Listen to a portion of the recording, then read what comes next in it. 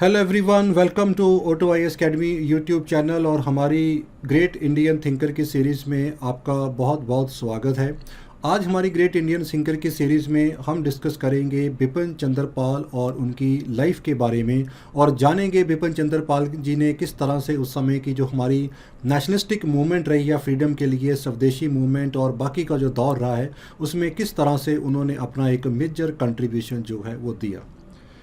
अगर हम बिपिन चंद्र पाल जी की अर्ली लाइफ के बारे में बात करते हैं तो इनका बर्थ जो था वो 7 नवंबर 1858 को सिलहट जिला में उस समय हुआ। That was the part of the Bengal presidency at that time. Bipin ji एक ठीक अच्छी फैमिली को बिलोंग करते थे और इनके जो फादर थे उस समय के ज़मींदार थे। हालांकि बहुत बड़े ज़मींदार नहीं थे, लेकिन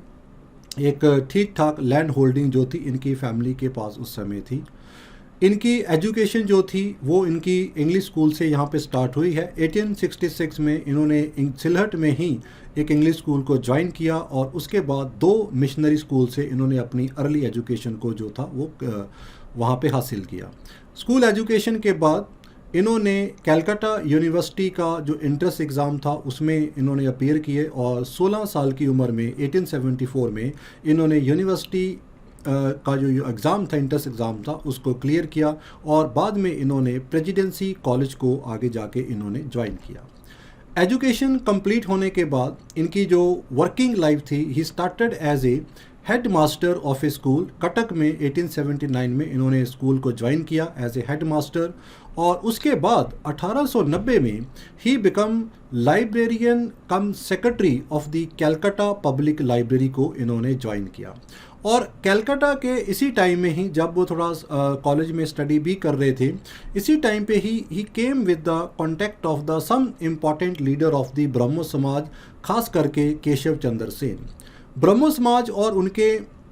लीडर और उनकी जो उस समय की जो आइडियोलॉजी थी, इसका काफ़ी डीप इन्फ्लुएंस जो था वो पाल जी के लाइफ के ऊपर पड़ा और जिसके चलते उन्होंने एक विडो से शादी की और वो उस समय उनकी कास्ट से भी जो थी वो बिलोंग नहीं करते। तो ये उन्होंने अपने उस समय दिखाया कि वो जिन प्रिंसिपल में बिलीव करते हैं उनको प्रैक्टिस में भी वो वैसे ही अडॉप्ट करते हैं। अपनी इसी लाइफ के चलते journalism was one of the very core medium at that time. उस समय हमारे जितने भी नेशनलिस्टिक लीडर थे उन्होंने अपनी आइडियोलॉजी के लिए और अपने देश की फ्रीडम के लिए डिफरेंट जर्नलिज्म में अपना बहुत ही बेहतरीन रोल जो था प्ले किया। पाल भी इन्हीं में से एक थे। उन्होंने भी बहुत अपनी यंग एज में ही एज ए जर्नलिस्ट अपना कैरियर जो था वो साथ में स्टार्ट कर लिया था। ये बहुत सारे जर्नल जो समय बंगाल में पब्लिश हुआ करते थे उसमें डिफरेंट टॉपिक्स के ऊपर अपने जो आर्टिकल थे उस समय वो लिखा करते थे। और इनमें से इनका जो सबसे प्रोमिनेंट जो जर्नलिज्म की जो जर्नल की जो स्टार्ट होती है, it was a Bengali weekly जिसका नाम था परिदर्शक उस समय सिलहट से ही पब्लिश किया जाता था। इसके बाद इन्होंने द ट्रिब्यून को भी ज्वाइन किया लाहौर में 1887 और 88 के बाद, और इसके बाद न्यू इंडिया 1901 जो उस समय एक इंग्लिश वीकली इनके द्वारा जो था स्टार्ट किया गया।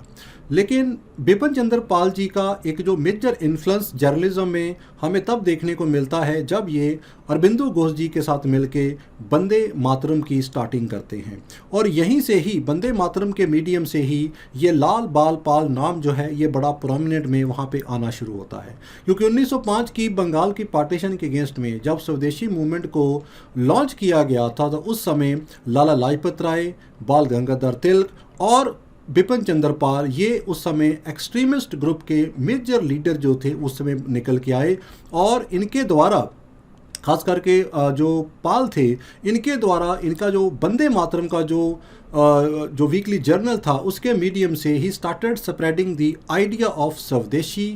Boycott, passive resistance and swaraj in Bengal at that time. तो इन आइडियोलॉजी को स्प्रेड करने में हम वंदे मातरम का एक बहुत ही मेन रोल जो है वहाँ पे हम देखते हैं।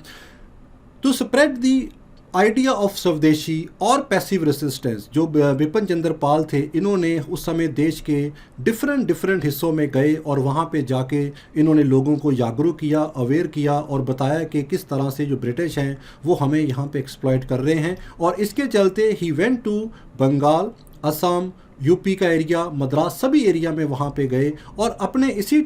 इसी जर्नी के अकॉर्डिंग ही उनका जो एक स्ट्रॉन्ग लीडरशिप क्वालिटी थी जो हमें बाहर निकलते हुए देखने को मिली। क्योंकि जब ये स्पीचेस देते थे he was highly influential in his speeches, जिसके चलते जो ब्रिटिश गवर्नमेंट भी थी वो भी उस समय इनसे डरना शुरू कर दिया था उन्होंने। और 1907 में इन्होंने अपने आप को वॉलंटरी कोर्ट अरेस्ट किया और जिसके चलते वंदे मातरम सडन केस के चलते इनको सज़ा भी उस समय जो थी दी गई। अब बिपिन चंद्र पाल जी हैं, इनका जो रोल है वो हम नेशनल और अगर हम बियॉन्ड नेशनल कैटेगरी में देखते हैं तो वहाँ भी हमें बहुत बेहतरीन देखने को मिलता है। बिपिन चंद्र पाल जो थे ये इंग्लैंड 3 बार गए हैं और ये तीनों टाइम ही इनके पर्पस जो हैं वो हमेशा अलग अलग रहे हैं। पहली बार जो इंग्लैंड गए जाते हैं बिपिन चंद्र पाल तो ये 1898 में जाते हैं फॉर सम थियोलॉजिकल स्टडीज़, जो उस समय ब्रिटिश स्कॉलरशिप के ऊपर इनको वहाँ पे स्कॉलरशिप मिलता है जिसके लिए वहाँ पे चलते हैं।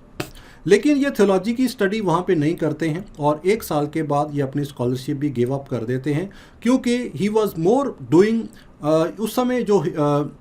हिंदू रिलीजन और जो हमारे देश की प्रॉब्लम्स और उस समय जो हमारे देश का जो नेशनलिज्म का प्रोपागेंडा था ये उसमें ज़्यादा अपनी इन्वॉल्वमेंट जो उसमें रखते हैं, जिसके चलते ये अपना थियोलॉजी का जो स्टडी था उसको कंप्लीट नहीं करते हैं। बाद में नेशनल टेम्परेंस एसोसिएशन जो कि न्यूयॉर्क में यूएस बेस्ड थी, उनके एक इनविटेशन के चलते ये यूएस भी जाते हैं और अपने इस पहली जर्नी के एक्सपीरियंस से जब ये वापस आते हैं 1900 के टाइम के दौर पे, he was one of the most fiery nationalistic leader at the time और अरविंदो घोष के साथ मिलके नेशनलिज्म के लिए और उसके स्प्रेड के लिए एक बहुत बड़ा कंट्रीब्यूशन और एक बहुत बड़ी अवेयरनेस कैंपेन जो है इनके द्वारा चलाई जाती है। सेकेंड टाइम जब बिपिन चंद्र पाल इंग्लैंड जाते हैं तो टाइम इज़ 1908। उस समय इनको इंग्लैंड में बुलाने वाले जो पर्सन थे उनका नाम था श्याम जी कृष्ण वर्मा, जो कि एक इंडियन नेशनलिस्ट थे और इंग्लैंड में रह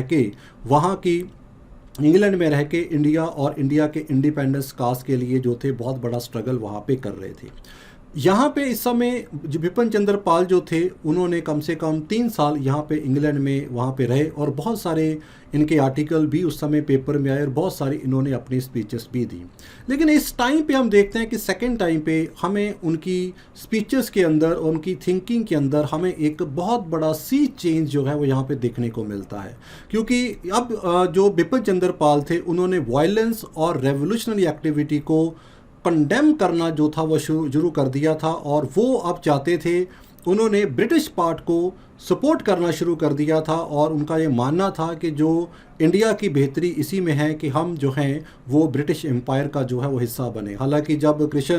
श्याम जी कृष्ण वर्मा और जो बाकी के उस समय के रेवोल्यूशनरी थे उनको बिपिन चंद्र पाल जी के इस चेंज ऑफ एटीट्यूड से बहुत सदमा, बहुत बड़ा झटका भी लगा and they were deeply hurt the way Bipin Chandra Pal जो अपनी थिंकिंग को लेके जो था ऑल ऑफ सडन इतना बड़ा चेंज उन्होंने किया। लेकिन यहाँ पर भी इंग्लैंड में भी उन्होंने कुछ न्यूज़पेपर में जो प्रोमिनेंट उनके यहाँ पे काम किया, दे वर इंडियन सोशियोलॉजिस्ट और इंडियन स्टूडेंट जिस तरह के मैगजीन थे जिनके अंदर उन्होंने लगातार यहाँ पे काम किया।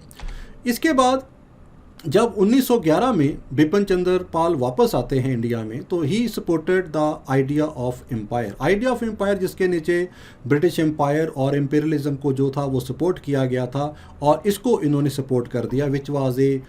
Very completely opposite to the nationalistic struggle that was going on at that time. और अपने इस ओपिनियन को थोड़ा पब्लिश करने के लिए इन्होंने एक हिंदू रिव्यू जर्नल की शुरुआत भी की 1913 के चलते, लेकिन इसमें इस पर्पज़ में और इस मैगजीन के अंदर इनको कोई बहुत ज़्यादा सक्सेस नहीं मिली। धीरे धीरे ही स्टार्टेड सेंसिंग के जो उस समय के जो अवाम है वो इनके इस थ्योरी ऑफ एम्पायर और जो प्रो ब्रिटिश इनकी जो आइडियोलॉजी है उससे जो है वो काफ़ी एंटी हो रही है और अपने आप को इस सिचुएशन से थोड़ा निकालने के लिए ही join the home rule league of the Bal Gangadhar तिलक और एनी बेसेंट को लेके।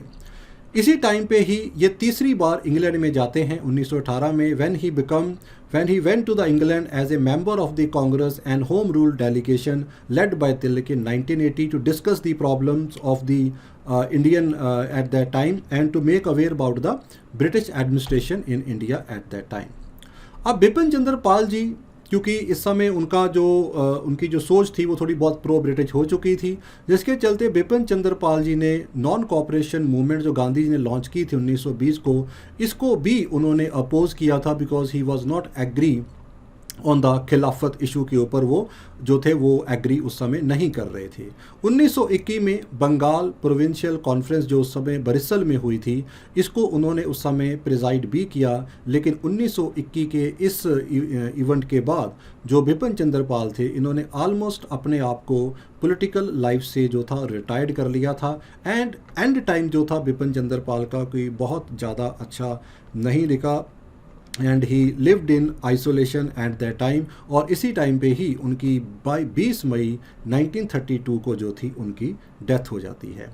अगर हम बिपिन चंद्र पाल जी की मेजर लिटरेरी कंट्रीब्यूशन के बारे में बात करें तो बिपिन चंद्र पाल एक बहुत ही प्रोलिफिक राइटर्स थे, बड़े कंपल्सिव जर्नलिस्ट थे, और जिनके द्वारा कुछ इंपॉर्टेंट बुक्स जो थी उनके द्वारा लिखी गई थी। Prominently one the new spirit 1907, The Spirit of Indian Nationalism 1910, The Soul of the India 1911, The New Economic Menace to India 1920 and Memoir of My Life and Time 1932। तो ये कुछ बुक्स हैं जो कि उस समय बिपिन चंद्र पाल जी के द्वारा लिखी गई थी। So everyone, this was the brief biographical sketch of the Bipin Chandra Pal and their major role in the national movement at that time. I hope this video will help you in understanding the modern history